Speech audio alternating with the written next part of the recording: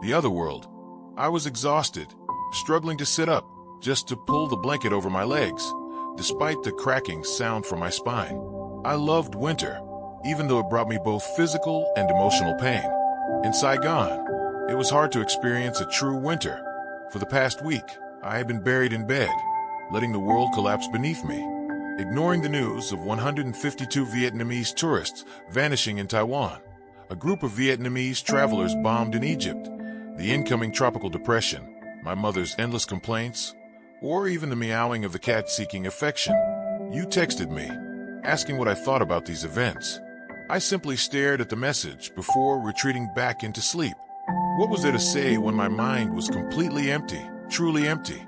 There were moments when I wished to become a vegetable, just lying there, breathing in whatever air remained in the dilapidated house we lived in.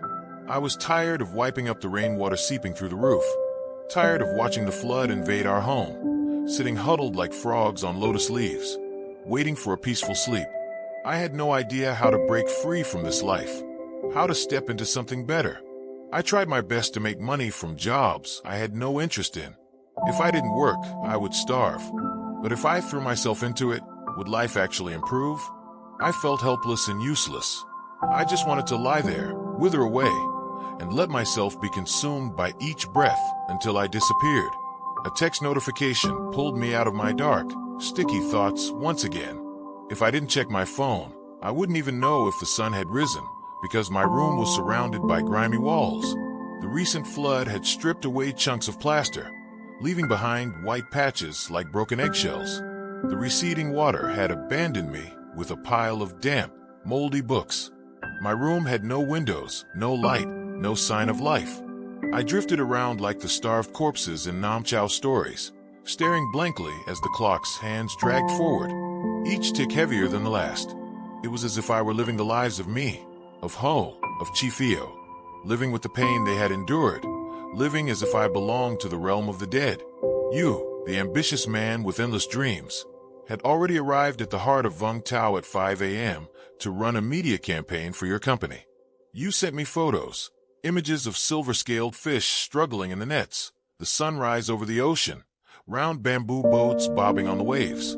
I missed you immensely, but more than that, I envied you. 8 parts envy to 10 parts longing. You were brimming with energy, while I was surrounded only by darkness. Once again, you sent me a fragment of life from a new day. I sat up, washed my face, and threw on a thin jacket. I wanted to break free, to tear apart the suffocating weight pressing down on me. So I ran to my usual cafe, where I could sit by the window and quietly watch the world go by.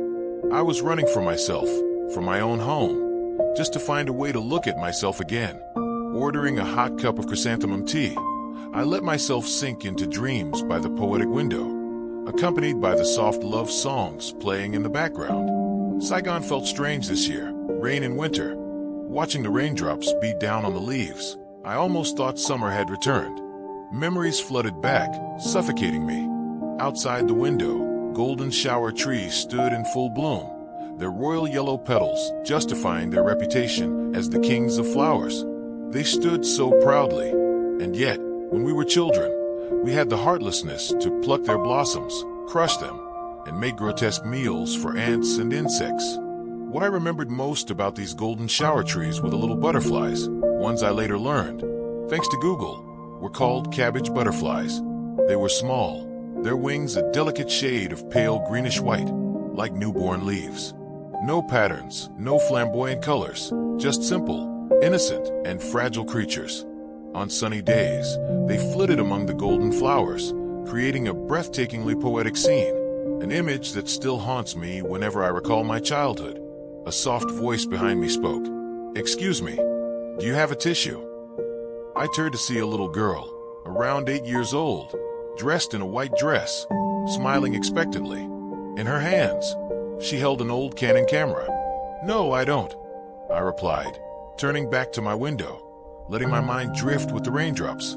In just those few moments, I had noticed her bright smile, her perfectly aligned teeth, and her short, bouncy hair, floating like clouds on a sunny day. She stepped closer to the window, raising the camera to capture the outside view. Then, without warning, She turned and took a picture of me. The sudden flash stung my eyes. "What are you doing?" I snapped. "Taking a picture of you." She giggled as if nothing had happened. She moved closer and showed me the screen. "See, you look pretty." I looked. The lonely chairs in the cafe, my half-finished cup of tea, all captured in the frame. But where was I? I lifted my eyes to hers. I was still in shock, but she simply smiled at me. Her gaze clear and pure like the rain puddles outside. The entire sky, the golden shower trees, trembling leaves, they all reflected in her eyes. Where was I? The question screamed in my mind. She ran back to her seat, leaving me frozen in fear. Had I buried myself in dreams for too long? So long that I no longer existed? Was I seeing a ghost? Or had I ceased to exist altogether? No, that couldn't be. I forced myself to stay calm. The old Canon camera hung from her neck like that of a seasoned journalist, a professional photographer. But wait, she was just 8 years old. Who was she? I turned around to find her, to demand an answer, but she was gone. In her place, a single cabbage butterfly stretched its pristine wings and flew toward the window, out into the rain. Where was I in that photo? Where was I in this empty cafe, in this life? And who was she? Was she that butterfly, now soaring in the boundless sky? The soft love songs in the cafe had faded.